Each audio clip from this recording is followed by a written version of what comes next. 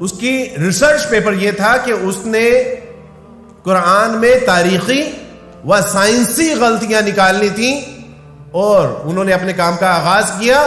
کچھ ہی عرصہ گزرا تھا کہ انہوں نے اپنا نام عبد الاحد رکھ لیا.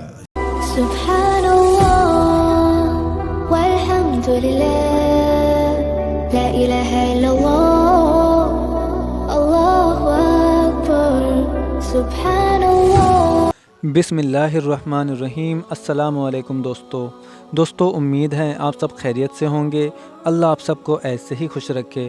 دوستو، آج کی یہ ویڈیو آپ کو حیران کر کے رکھ دینے والی ہے، کیونکہ آج کی ویڈیو میں آپ دیکھو گے کہ کیسے ایک کینیڈین پروفیسر جو اسلام میں غلطی ڈھونڈنے چلا تھا اور اسلام کو ڈبنک کرنے چلا تھا، وہی پروفیسر نے کیسے اسلام کو قبول کر لیا اور اسلام کی تبلیغ کرنے والا بن گیا. دوستو، اسلام ہی وہ دین ہے جس کو بدنام کرنے کے لیے پوری دنیا کے لوگ ایڑی چوٹی کا زور لگا رہے ہیں، لیکن ان کی بدقسمتی یہ ہے کہ اسلام کو قبول کرنے والے ان پڑھ لوگ کم ہیں، بلکہ پروفیسر جیسے انٹلیکچول لوگ زیادہ ہیں. اور اسلام اس تیزی کے ساتھ پوری دنیا میں پھیل رہا ہے کہ ہر دھرم کے لوگ، ہر مذہب کے لوگ یہ سوچ کر پریشان ہیں کہ اسلام کو ہی لوگ کیوں ایکسیپٹ کر لیتے ہیں، ہمارے مذہب کو کیوں نہیں کرتے. اسی لیے وہ طرح طرح سے میڈیا کے ذریعے اسلام کو بدنام کرنے کی سازشیں رچتے رہتے ہیں. دوستو، اب میں پروفیسر گیری ملر کے بارے میں تھوڑا سا بتاتا چلوں کہ پروفیسر گیری ملر کی پیدائش کینیڈا میں ہوئی تھی اور ٹورنٹو یونیورسٹی میں میتھمیٹیکل اور لاجک کے معروف لیکچرار تھے. پروفیسر گیری ملر ایک عیسائی گھرانے میں پیدا ہوئے اور انہیں اپنے مذہب سے بہت لگاؤ تھا. اسی لیے وہ اپنی مذہب کی خدمت کرنے کے لیے قرآن مجید کی سائنسی اور تاریخی غلطیوں کو دنیا کے سامنے لانا چاہتے تھے. لیکن جیسے جیسے انہوں نے قرآن مجید کو پڑھنا شروع کیا اور ریسرچ کرنا شروع کیا تو وہ حیران رہ گئے. پروفیسر گیری ملر بتاتے ہیں کہ قرآن مجید میں ایک سورت سورہ مریم نام سے ہے، اور جتنی تعریف حضرت مریم کی اس سورت میں کی گئی ہے اتنی تعریف تو ہماری کتابوں میں بھی نہیں کی گئی ہے. دوستو، پروفیسر گیری ملر کو قرآن مجید میں کسی بھی طرح کی کوئی بھی غلطی نظر تو نہیں آئی، اور اس کے الٹ انہوں نے اسلام کو ہی قبول کر لیا. اللہ سبحانہ و تعالیٰ کی توفیق سے میں ایک بات پورے وثوق سے آپ احباب کی گوش گزار کرنا چاہتا ہوں، اور وہ یہ ہے کہ اسلام اٹ سیلف از اے دعویٰ. اگر آپ اسلامی تعلیمات، اسلامی عقائد و نظریات کا جائزہ لیں تو آپ کو اندازہ ہوگا کہ اسلام بذات خود ایک دعوت ہے. رسول اللہ صلی اللہ علیہ وسلم کے زمانے میں جب عمر فاروق رضی اللہ تعالیٰ عنہ کا ہم واقعہ سنتے ہیں تو وہاں پر عمر فاروق رضی اللہ تعالیٰ عنہ کو کسی نے نہیں دعوت دی تھی، بلکہ قرآن بذات خود دائی بن کے عمر فاروق رضی اللہ تعالیٰ عنہ کے سامنے آیا. نعیم بن عبداللہ جب عمر فاروق رضی اللہ تعالیٰ عنہ کے چہرے پہ غصہ دیکھتے ہیں اور پوچھتے ہیں کہ عمر کہاں جا رہے ہیں، فرمایا کہ میں محمد صلی اللہ علیہ وسلم کا آج کام تمام کرنے کے لیے جا رہا ہوں. کیوں؟ کہ یہ اب اپنے لوگوں کو ان کے دین سے پھیر رہے ہیں. تو کہا کہ محمد صلی اللہ علیہ وسلم کی طرف آپ بعد میں جائیے گا، پہلے اپنے گھر کی خبر لیجئے. سعید اور آپ کی بہن فاطمہ رضی اللہ تعالی عنہ وہ اسلام قبول کر چکی ہیں.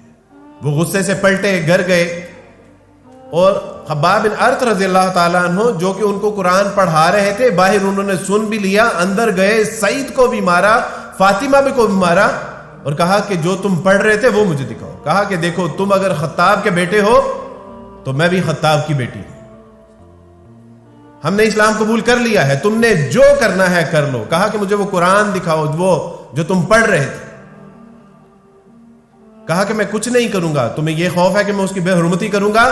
اور ڈرتے ڈرتے جب خباب باہر آئے، جب انہوں نے قرآن کا وہ صفحہ جس پہ قرآن کی چند ایک آیات لکھی تھی جب انہوں نے پڑھی، اور عمر فاروق رضی اللہ تعالیٰ ان لوگوں میں سے تھے کہ جو مکے کے چند پڑھے لکھے نوجوانوں میں سے، جب انہوں نے پڑھا تو انہوں نے کہا کہ اتنا نفیس، اتنا فصیح، اتنا مبین یہ کلام یہ کسی انسان کا نہیں ہو سکتا.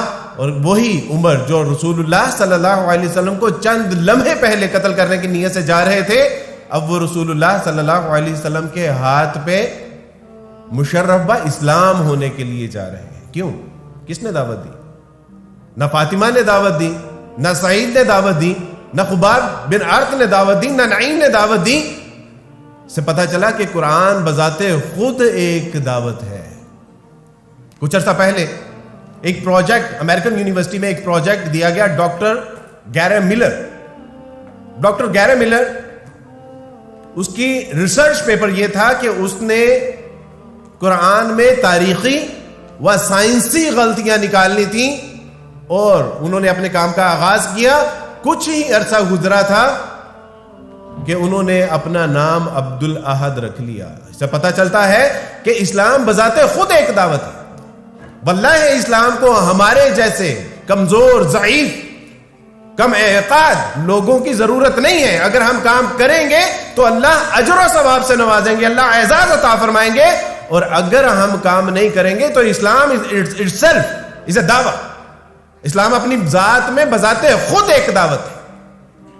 ہم دیکھتے ہیں کہ رسول اللہ صلی اللہ علیہ وسلم کے ساتھ مختلف محاذ آرائیاں کرنے والے ایک شخص، یمامہ کا ایک شخص ہے ثمامہ بن اوثال، صحابہ اکرام پکڑ کے لاتے ہیں، مسجد میں ستون کے ساتھ باندھ دیا جاتا ہے۔ رسول اللہ صلی اللہ علیہ وسلم پوچھتے ہیں ثمامہ تمہارے ساتھ کیا سلوک کیا جائے؟ کہا کہ اگر قتل کر دیں گے تو میرے قوم قبیلے والے لوگ آپ کو دیکھ لیں گے، اور اگر معاف کر دیں گے تو آپ ایک محسن کو معاف کریں گے۔ رسول اللہ صلی اللہ علیہ وسلم چلے گئے، پھر آئے، ثمامہ کیا حال ہے؟ ثمامہ تڑپ رہے تھے، پھڑک رہے تھے کہ دیکھیں میرے قوم قبیلے والوں کو پتہ چلا تو وہ آپ کو نہیں چھوڑیں گے۔ رسول اللہ صلی اللہ علیہ وسلم کبھی کہتے ہیں کہ پانی پلاؤ، کبھی کہتے ہیں کھانا کھلاؤ، کبھی کہتے ہیں دودھ پلاؤ، اور ٹھیک دوسرے تیسرے دن رسول اللہ صلی اللہ علیہ وسلم نے ثمامہ سے کہا کہ ثمامہ کو جانے دو، اس کو معاف کر دو۔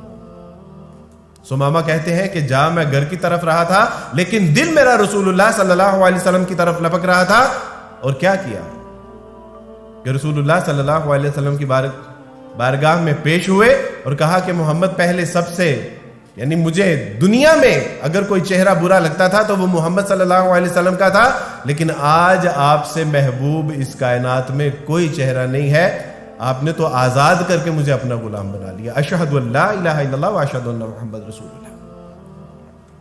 رسول اللہ صلی اللہ علیہ وسلم تو نہیں دعوت دی، لیکن اسلام کے اخلاق پتہ چلتا ہے کہ بذات خود ایک دعوت کا کردار ادا کر رہے ہیں، کہ رسول اللہ صلی اللہ علیہ وسلم کی تعلیمات آج ہمارے گھروں میں بھی کئی بے شمار غیر مسلم ہمارے ساتھی، احباب، کولیگز کام کرتے ہیں، لیکن جس طرح کے پہلے مختلف احباب نے اس بات کا تذکرہ کیا کہ ہمارا اصل میں رویہ ٹھیک نہیں ہے غیر مسلموں کے ساتھ۔